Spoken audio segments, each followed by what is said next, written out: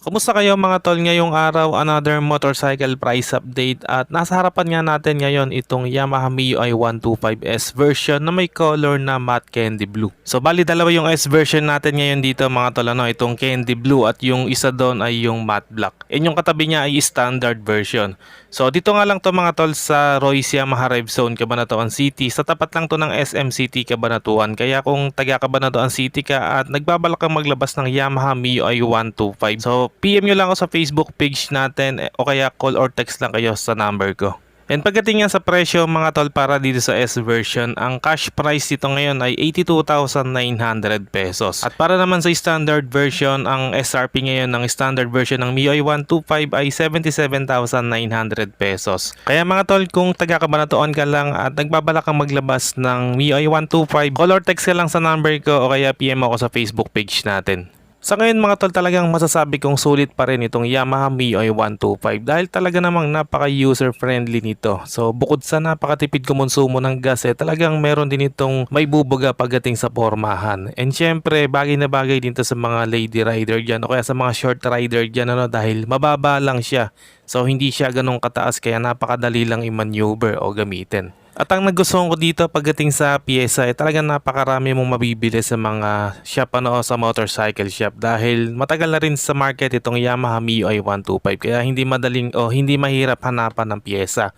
Lalong-lalo na sa mga spare parts niya And based on my experience mga tol, dahil 8 years na rin akong owner ng MIUI 125 na standard version, talagang masasabi kong napakatibay. Never akong itinirik ng MIUI 125 kahit naka-aircooled lang yung makina. And speaking of makina mga tol, so gumagamit nga ito ng 125cc air-cooled 4-stroke single overhead cam, 2-valve single cylinder, fuel injected, and naka blue core na rin ito. Speaking of blue core mga tol, so ito yung technology ni Yamaha sa mga small displacement tulad nitong Yamaha MIUI 125 So ito yung technology na nagma-maximize ng engine performance at the same time napapanatili nito yung fuel efficiency niya. And speaking of fuel efficiency, so kaya nitong umabot hanggang 45 km per liter. So depende pa rin yan sa rider, sa road condition, or sa throttle habit natin. At pagdating nga sa max power output, kaya nito mag-produce ng 7 kW at 8,000 RPM and max torque na 9.6 Nm at 5,500 RPM. And other features mga tol para mas tumipid pa sa gas itong Yamaha MIUI 125 para sa S version ay equip ito ng stop and start system. So ito naman yung kapag huminto tayo usually sa mga traffic light So automatic na mamatay yung makina niya. Then after lang segundo, pihitin lang natin ng silinyador and andar na ulit yung makina niya. So ang nagustuhan ko doon ay habang nakahinto tayo kapag namatay yung makina, so hindi siya mag-aaksaya ng gas habang nakahinto. So eco-friendly pa rin. Okay mga tol, simula naman ng inilabas ni Yamaha itong Yamaha MIUI 125. Hanggang ngayon wala namang in-upgrade si Yamaha dito bukod sa mga specs na yun. So bali yung graphic design lang yung mga binabago ni Yamaha dito. Pero syempre andun pa rin yung forma niya. So sa mga ilaw nga niya dito sa front end and sa mga turn signals natin valve type pa rin ang ginamit. And ang nagustuhan ko nga dito yung pormahan niya talagang napakaangas napaka-sharp din ng design niya. And ganun din dito mga tol sa likod yung taillight natin ay valve type pa rin ang ginamit, included dun sa turn signals natin. And ang maganda nga dito naka-integrated na siya So wala siyang nakalawit na turn signals. And syempre talagang magugustuhan mo rin ang design ng muffler niya napaka-muscular ng datingan. And ang maganda diyan yung texture niya ay naka-carbon like yung design niya talagang napakaganda. Pagdating sa suspension natin mga tol, naka-telescopic fork tayo dito sa unahan and naka-disc brake naman yung front brake with single piston caliper. And pagdating sa gulong, tube type yung ginamit at may sukat itong 70/90 rim 14. So kahit naka-tube type naman yung gulong nito mga tol, pwede niyo naman siyang i-convert sa tubeless Palitan niyo lang siya ng pito.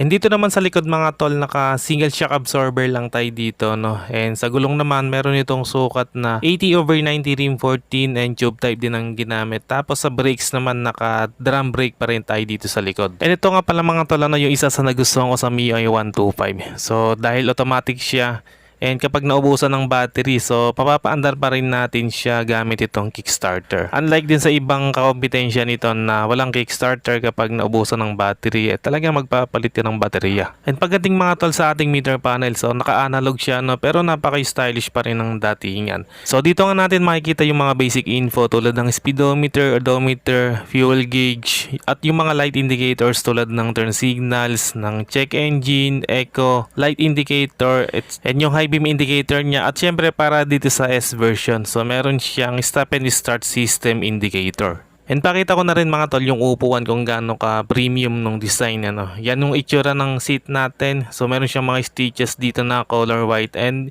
yung pinaka-cover ng upuan ay leather yung ginamit, and syempre nakatutow na rin yung kulay niya, no. So napakaganda. And speaking of seat mga tol, sabi ko nga kanina, so kayang-kaya ito ng mga lady rider or ng mga short rider yan. Dahil meron lang itong 750mm na seat height, at yung ground clearance nito ay meron lang 135mm. And pagdating naman sa timbang, may bigat lang itong 92 kilograms para sa standard version. And sa S version naman ay 94 kilograms. So talaga napakagaan lang, madali lang gamitin. And bago ko pa makalimutan mga tol, pagdating sa fuel tank natin, meron itong sukat na 4.2 liters fuel tank capacity. Okay mga tol, yan ang update natin para dito sa Yamaha MIUI 125. Kaya kung taga Cabanatuan City ka o taga Nueva Ecija ka at nagbabalak kang maglabas ng Yamaha MIUI 125, so PM mo lang ako sa Facebook page natin, or kaya call or text ka lang dito sa number ko. So hanggang dito na lang muna mga tol. Kung hindi ka pa nakapag-subscribe dito sa ating channel, wag na magatubili pang mag-subscribe at paki-on na rin ang notification bell para ma-notify ka pag may bago tayong upload. And meron din tayong Facebook page, paki-like and follow na rin. Maraming salamat mga tol. Always ride safe and God bless.